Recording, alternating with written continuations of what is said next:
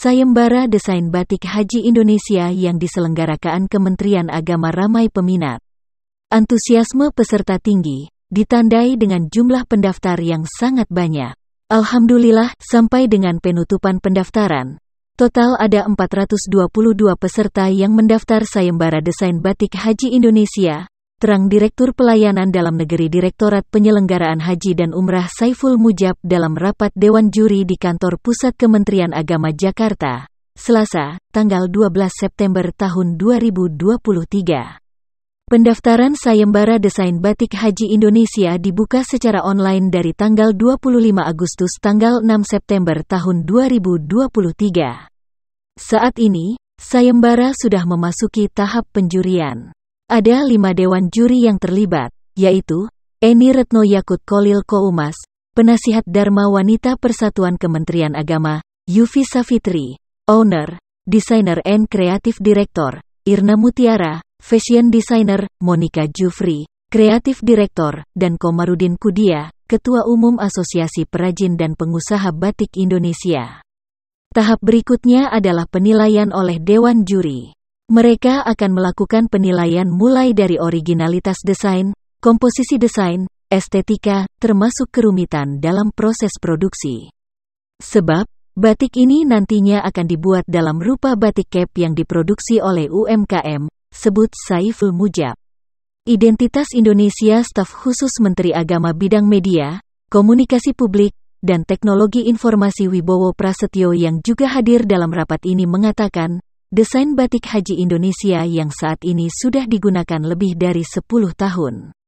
Sayembara Desain Batik digelar tidak semata untuk mengganti desain, tapi juga mengusung semangat baru penyelenggaraan haji di Indonesia. Gusmen selalu menegaskan pentingnya semangat baru dalam penyelenggaraan ibadah haji. Desain batik menjadi salah satu prosesnya dan itu harus menyuarakan terobosan. Desainnya harus lebih bagus dan lebih Indonesia, sebut Wibowo Prasetyo. Desain batik haji Indonesia harus bisa mencirikan keindonesiaan dan menjadi identitas jemaah. Orang kalau melihat dari jauh, sudah bisa tahu kalau itu jemaah Indonesia. Ini juga akan memudahkan petugas saat membantu jemaah yang mendapat kendala di lapangan, sambungnya. Selain keindonesiaan, penggantian seragam batik jemaah haji Indonesia mengusung semangat untuk mengikutsertakan perajin batik, khususnya kalangan UMKM. Nantinya, proses produksi batik ini tidak dilakukan secara printing, cetak, tapi cap.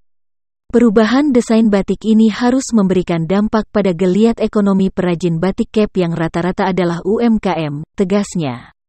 Tantangan produksi hal senada disampaikan oleh Eni Yakut Kolil Koumas.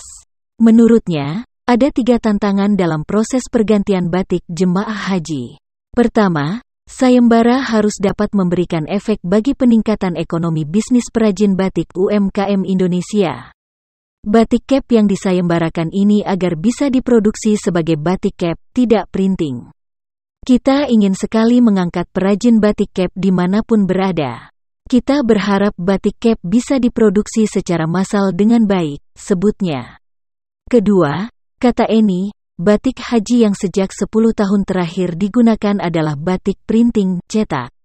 Nah, sekarang kita ingin mengangkat perajin batik dari kalangan UMKM. Nanti yang produksi juga para perajin, sebutnya. Namun pemilihan batik cap ini bukannya tanpa kendala. Menurut Eni, kalau diproduksi dengan cap, batik berpotensi tidak sama persis. Ini menjadi tantangan dalam proses produksi agar hasilnya nanti bisa relatif sama. Sebab, kalau dalam proses produksi batik cap, komposisi warna yang berbeda saja bisa menghasilkan batik yang berbeda pula.